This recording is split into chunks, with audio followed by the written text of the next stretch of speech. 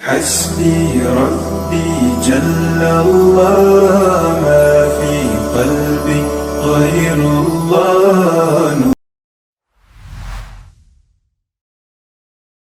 ماہ ربیع الاول سن 1445 ہجری چل رہا ہے اور یہ مبارک مہینہ ہے جس میں رسول کریم حضرت محمد مصطفیٰ صلی اللہ علیہ وسلم کی ولادت مبارکہ ہوئی، اور یقیناً آپ کی ولادت اللہ تعالیٰ کا ایک بہت بڑا انعام تھا اس کائنات پر، اور خصوصیت کے ساتھ احسان عظیم تھا ایمان والوں پر کہ جنہوں نے آپ صلی اللہ علیہ وسلم کی ولادت کے مقصد کو سمجھا اور فالو کیا۔ سورہ آل عمران کی آیت نمبر 164 میں اللہ تعالیٰ نے آپ صلی اللہ علیہ وسلم کی بعثت کو، جو کہ ایمان والوں ہی کے لیے ہوئی، خصوصیت کے ساتھ اور عمومیت سے تمام انسانوں کی طرف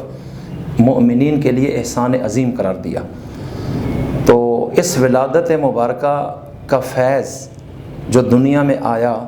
جس سے یہ ثابت ہوا کہ آپ کی آمد واقعی احسان عظیم تھی، وہ کیا ہے؟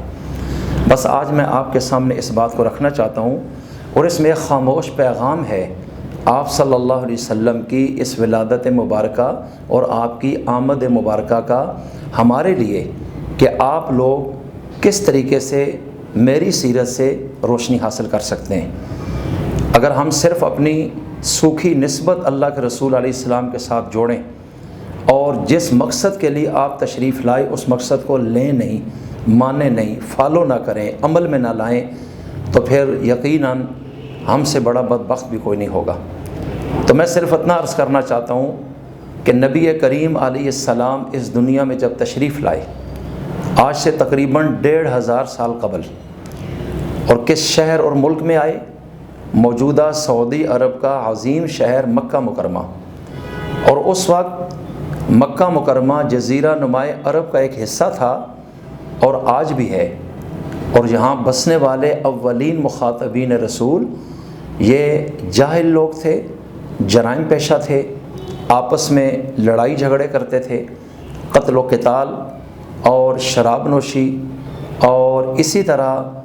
بغیر کسی کی رعایت کے اپنی مرضی کی بات منوانا بزور طاقت اور بزور بازو، یہ اس قوم کا شیوہ تھا۔ تاریخ یہ بتا رہی ہے اور قرآن و سنت سے یہ مستفاد ہے کہ وہ لوگ اس وقت شرک میں ڈوبے ہوئے تھے، یعنی اللہ تعالیٰ کا حق بھی انہوں نے نہیں پہچانا۔ وہ لوگ کفر کی تاریکیوں میں پھنسے ہوئے تھے، ایمان کی روشنی سے قطعی طور پر انواقف تھے۔ حضرت ابراہیم خلیل اللہ علیہ السلام کی طرف نسبت پر فخر کرتے تھے، لیکن مشن ابراہیمی کو سمجھتے نہیں تھے، بلکہ حضرت ابراہیم خلیل اللہ علیہ السلام نے اللہ تعالیٰ کا گھر خانہ کعبہ جو تعمیر کیا، تو مقصد کیا تھا کہ یہ دار التوحید ہے، یہاں سے پورے عالم کو ایک سبق ملے گا اور ایک درس کہ ایک اللہ کے آگے جھک جاؤ۔ اس مرکز توحید خانہ کعبہ میں ان مشرکین عرب نے 360 یا اس سے کچھ زائد یا کم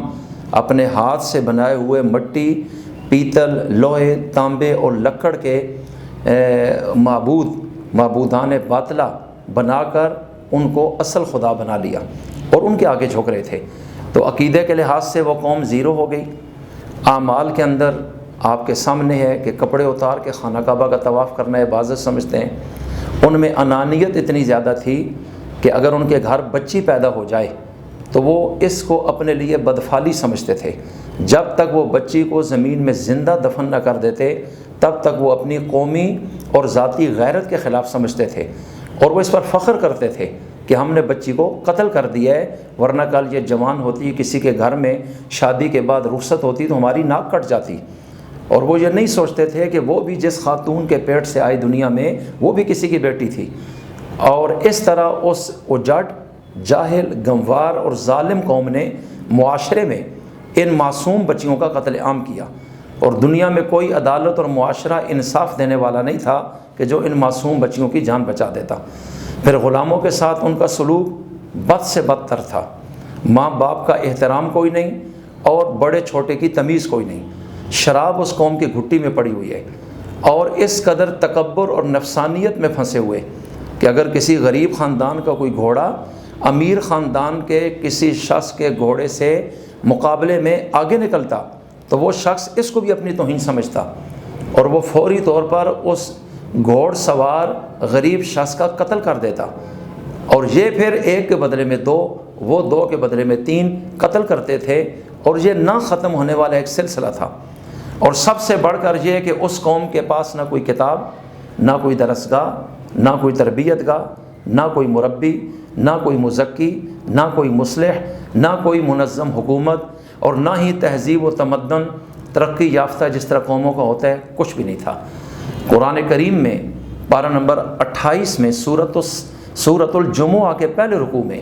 خلاق عالم فرما رہے ہیں هو الذی بعث فی الامیین رسولا، کہ اللہ تعالیٰ وہ عظیم ذات ہے جس نے امیین میں عظیم رسول بھیجا۔ امیین اس قوم کا لقب تھا، اور کیا مطلب؟ ان پڑھ، جنہوں نے کسی بھی استاد سے کبھی بھی لکھنا پڑھنا سیکھا نہیں، نہ لکھائی پڑھائی سے واقف، نہ کتاب اور درسگاہ سے واقف۔ اور اس قوم کا سب سے بڑا جرم یہ تھا کہ وہ جاہل تھی، حق اور باطل میں تمیز نہ کر سکتی، اور دلیل، کتاب، معجزہ اس چیز کو تسلیم نہیں کرتی تھی۔ بس وہ ایک خاص نہج پر چلتے جو بچپن سے ان کو ورثے میں ملا ہوتا، صحرا میں زندگی گزارتے، اونٹوں کی پیٹھوں پر بیٹھ کر سفر کرتے، اپنے مخالف کو ہمیشہ زور سے دبانے کی کوشش کرتے، اور جو مظلوم طبقہ تھا، کمزوروں کا، ان کو دبا کر وہ معاشرے میں فخر محسوس کرتے تھے۔ اب آپ اندازہ لگائیں کہ اس قوم کو جس کا آوے کا آوا بگڑا ہوا ہو، جس کے پاس تعلیم نہیں، تربیت نہیں، اخلاق نہیں، آداب نہیں، عقیدہ درست نہیں، اللہ کی پہچان نہیں، مخلوق کے حقوق ادا نہیں کر رہے، نہ ان کو پتہ ہے، اب اس قوم کو کون شخص ہے جو آئے اور دنیا میں ایسا انقلاب پیدا کرے کہ انسانی شکلوں میں رہنے والے ان درندوں اور حیوانوں کو اور گمراہی کے مجسموں کو نور ہدایت عطا کر کے مجسمہ ہدایت بنا دے۔ یہ دنیا کا سب سے مشکل کام تھا کہ انسان نماؤں کو اصل انسان بنایا جائے، انسانیت کا عنصر زندہ کر کے ان کو انسان کامل بنا دیا جائے، اور یہ چند سال میں یہ کام کرنا ہے۔ اس کام کے لیے اللہ تعالیٰ نے میرے اور آپ کے پیارے اور عظیم رسول حضرت محمد مصطفیٰ صلی اللہ علیہ وسلم کو بھیجا کہ دنیا میں سب سے مشکل کام یہ ہے، آپ اس کام کے لیے جائیں۔ اور جو قوم دنیا میں سب سے نیچے گر چکی تھی، اس قوم میں بھیجا کہ اس کو سب سے اوپر آپ نے اٹھانا ہے۔ اگر کسی ایسی قوم میں اور ملک میں آپ کو بھیجا جاتا جو پہلے ہی تہذیب یافتہ، مہذب ہوتے اور علم ان کے پاس ہوتا، یونیورسٹیاں ہوتی، کالجز ہوتے ہیں، مدارس ہوتے، اساتذہ ہوتے، اور وہ قوم کل عروج پہ جب چلی جاتی تو دنیا یہ کہہ سکتی تھی کہ وہ قوم تو پہلے ہی تعلیم یافتہ تھی۔ آپ علیہ السلام کی آمد کا کوئی کمال تو سامنے نہ آیا، لہٰذا جو سب سے نیچے چلے گئے، اب جب وہ حضور کی محنت کے بعد، آپ کی تعلیم، تربیت، تزکیے کے بعد وہ سب سے اوپر جب اٹھ جائیں گے تو یہ کمال نبوت ہوگا، یہ احسان نبوت ہوگا، یہ ایمان والوں پر احسان عظیم ہوگا۔ اللہ تعالیٰ نے سورہ آل عمران کی آیت 164 میں یہی فرمایا ہے۔ اب ذرا غور کیجئے، قرآن کریم نبی امی کو دیا گیا، 40 سال کی عمر میں اعلان نبوت فرمایا، اور آپ کو ایسے اخلاق عطا کیے گئے کہ آپ میں حوصلہ بلا کا تھا، آپ میں صبر بہت کمال کا تھا، ذاتی رد عمل کبھی زندگی میں نہیں دیا، فوراً غصہ کر کے ری ایکشن دینا یہ آپ کے مزاج میں نہیں تھا، اور معاملات کو بڑے فہم کے ساتھ سمجھتے اور ان کو حل کرنے کا سلیقہ رکھتے تھے۔ اور 40 سال آپ اعلان نبوت سے پہلے اس ماحول میں رہے، اور عجیب بات کہ اللہ تعالیٰ نے اس عظیم شخصیت کو رسول بنا کر بھیجا کہ اس گندے ماحول میں 40 سالوں میں آپ کے کردار پہ ایک بھی گندا داغ نہیں لگا، نہ شرک کبھی کیا، نہ کسی پر ظلم کیا، نہ کسی کا حق مارا، نہ جائیداد قبضہ کی، نہ جھوٹی گواہی دی، نہ کبھی شراب پی، نہ کبھی سود کا معاملہ کیا، نہ کبھی تجارت میں دھوکہ اور خیانت کی، نہ ہی کبھی کسی کی عزت نفس کو مجروح کیا۔ پیدائش سے لے کے موت تک 40 سال کی عمر تک آپ نے وہ کمال کی زندگی گزاری کہ دنیا میں اس وقت اس کردار کی کوئی شخصیت دیکھی بھی نہیں جا سکتی تھی، نہ آج دیکھی جا سکتی ہے۔ یہ قدرت نے خود آپ کو ایسے سانچے میں ڈھالا اور آپ کو معلم، مربی، ٹیچر اور وقت کا پیغمبر بنا کر بھیجا کہ اس قوم کو جا کے اس کی اصلاح کریں۔ اب آپ نے اس کا بیڑا اٹھایا، اور جب آپ کھڑے ہوئے حق کا پیغام قرآن کریم کی شکل میں دیا اس قوم کو جو قرآن سے واقف نہیں، لکھنا پڑھنا جانتی نہیں۔ آپ نے فرمایا کہ میں آیات سناؤں گا، آپ نے سننی ہے، آپ نے غور کرنا ہے، تدبر کرنا ہے اس میں، اور ایک وقت آئے گا تمہارے دلوں کی دنیا میں انقلاب پیدا ہوگا۔ اب جو نفوس مقدسہ اس کتاب کو سنتے اور دھیان کرتے، آپ تاریخ پڑھیں، احادیث پڑھیں، ان کی زندگیاں بدلنے لگ گئیں، آنکھیں برسنے لگ گئیں، ان کے دلوں میں ایک طوفان برپا ہوا، ایک انقلاب پیدا ہوا، رونگٹے کھڑے ہو گئے۔ اور اس وقت پھر اس قوم کا اللہ تعالیٰ نے ان کی تقدیر بدلنے کا فیصلہ اس طرح فرمایا کہ وہ قوم خود کھڑی ہو گئی اپنے آپ کو بدلنے کے لیے، اور اللہ تعالیٰ نے اس علم کی روشنی کے ساتھ اور نبی کے خاص ذوق اور تربیت کے نتیجے میں اور آپ کی کمال نبوت کو ظاہر کرنے کے لیے اس دنیا کی جاہل قوم کو ایک وقت آیا سب سے بڑا عالم بنا دیا، سب سے بڑا موحد مومن بنا دیا، ان کو فائز المرام کر دیا۔ پھر اخلاق میں سب سے آگے چلے گئے، معاملات میں سب سے آگے کھڑے ہو گئے، پھر اندرونی اوصاف میں دنیا کی قوموں سے آگے نکل گئے۔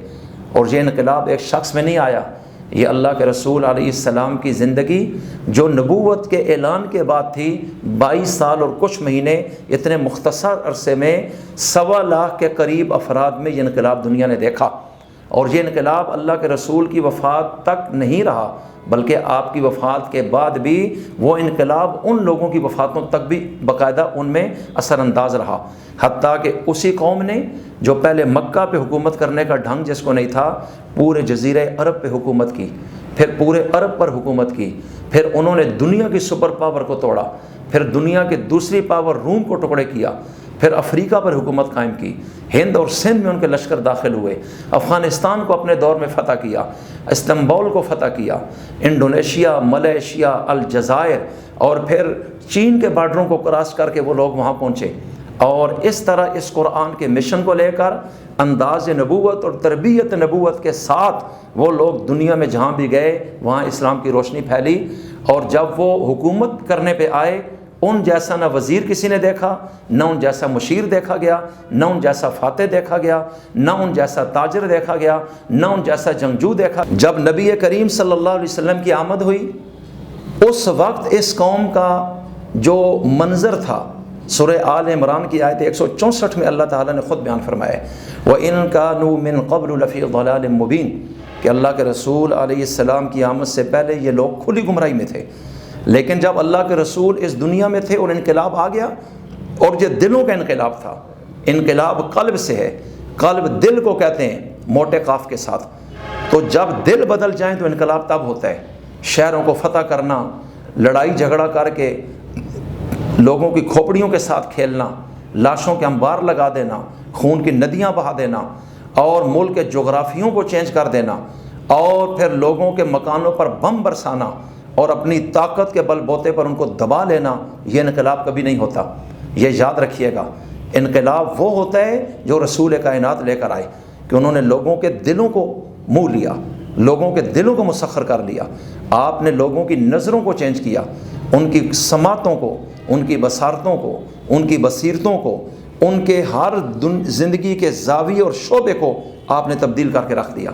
گویا کہ یہ وہی لوگ تھے جو پہلے فی ضلال مبین کا نقشہ تھے، اور اب اللہ تعالیٰ نے ان کے متعلق سورہ انفال کے آخری رکوع میں فرمایا اولئک هم المؤمنون حقا، کہ یہ پکے ایمان والے لوگ تھے۔ اب ان کی زندگی میں ایک پازیٹیو تبدیلی آئی، انہی کے بارے میں فرمایا اولئک علی ھدی من ربہم، یہ اپنے رب کی طرف سے ہدایت کی سواری پر سوار ہو چکے ہیں۔ اولئک هم المہتدون، یہ ہدایت پا چکے ہیں۔ اولئک هم المفلحون، یہ فلاح یافتہ ہیں۔ اولئک هم الراشدون، یہ رشد و ہدایت کے مینارے ہیں۔ اولئک هم الفائزون، یہ فائز المرام اور کامیاب ہیں۔ اولئک کتب فی قلوبہم الایمان، ان کے دلوں میں ایمان اللہ نے خود لکھ دیا ہے۔ کلا وعد اللہ الحسنی، ان سب سے اللہ نے حسنہ یعنی جہنم سے برات اور جنت میں داخلے کا وعدہ فرما دیا ہے۔ رضی اللہ عنہم، اللہ ان سب سے خوش ہو چکا اور ان سے راضی ہو چکا ہے۔ یہ قرآن کریم بھرا پڑا ہے انہی لوگوں کے بارے میں جو کبھی فی ضلال مبین تھے، جو کبھی حزب الشیطان تھے، اور قرآن کہتا ہے اولئک حزب اللہ، اب یہ اللہ کا حزب، اللہ کی جماعت، اللہ کا لشکر اور قافلہ بن چکا ہے۔ اب یہ وہ عظیم لوگ جو اتنا بڑا انقلاب دنیا نے دیکھا اور اس سے پہلے نہ کبھی ہوا نہ اس کے بعد ایسا کوئی انقلاب پیدا کر سکا، یہ میرے رسول کی آمد کا نتیجہ ہے۔ تو کیا آپ اس پہ ذرا غور کریں گے کہ کس کتاب کو سمجھنے اور پڑھنے سے ان کی زندگیاں بدلیں؟ وہ قرآن قرآن کریم تھا۔ آج بھی قرآن کریم اصلی شکل میں ہے۔ ہم پیدائشی مسلمان ہیں۔ آپ خود دیکھیں معاشرے میں کتنے لوگ ہیں جو اس قرآن کریم کو سمجھ سکتے ہیں۔ اس وقت ان کے سامنے قرآن کریم رکھا جائے، کسی ایک لائن پر انگلی رکھ کر ان کو کہہ دیا جائے اس کا ترجمہ سنائیں یا اتنا بتائیں اللہ اس میں بتانا کیا چاہتا ہے۔ 80-90 سال ہم نے گزارے، پیدائشی لحاظ سے ہم مسلمان ہیں لیکن ہم قرآن کریم سے دور ہیں، ہمیں خبر کوئی نہیں ہے، اور ہم پھر بھی کہتے ہیں جی ہم سب سے عظیم مسلمان ہیں۔ یہ ایک جھوٹ ہے، یہ منافقت ہے، یہ غلط بیانی ہے۔ اصل وہ لوگ بدلے۔ کیا آپ مجھے بتا سکتے ہیں وہ 1.25 لاکھ جو جاہل تھے، جب اللہ کے رسول علیہ السلام کا جنازہ اٹھا، ان میں سے کوئی ایسا شخص جو اس قرآن کو نہ سمجھ رہا ہو، کوئی ایسا شخص جو بے نمازی ہو، کوئی ایسا شخص جو پھر بھی رشوت کا لین دین کرتا ہو، سود کا لین دین کرتا ہو، جو شراب پیتا ہو، اکا دکا گناہ ہوا حضور کی زندگی میں، اللہ کا قانون اپنے اوپر جاری کروا دیا کہ ہم اپنی آخرت خراب نہیں کرنا چاہتے، لیکن ان کی یکسر زندگی بدلی اور اللہ کی مدد ان پہ آ گئی۔ آج اس سیرت کے حوالے سے ربیع الاول کی نسبت سے صرف اتنا پیغام ہے کہ ہم اللہ کے رسول کی آمد کے مقصد کو سمجھیں کہ ہم قرآن کریم کے قریب آ جائیں، ہم قرآن کو سمجھیں۔ اگر ہم معاشرے میں پازیٹیو تبدیلی چاہتے ہیں، ہم اپنے ماحول میں انسانیت کے عنصر کو بیدار کرنا چاہتے ہیں، اور ہم حقیقت میں اللہ کے رسول کے عاشق کہلوانا چاہتے ہیں، تو ہمیں اس مشن پر آنا ہوگا۔ اللہ سمجھ کے اور عمل کی توفیق عطا فرمائے۔ والسلام علیکم ورحمۃ اللہ۔